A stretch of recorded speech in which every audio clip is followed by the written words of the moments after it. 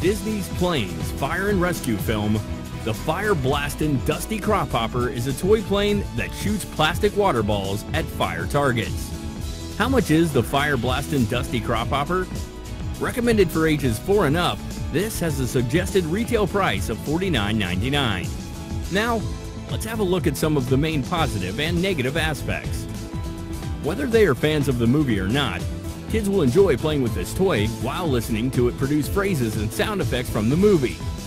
Some may have a hard time figuring out the shooting angles at first, but once they get the hang of it, they can play non-stop and have a blast. Here's our conclusion.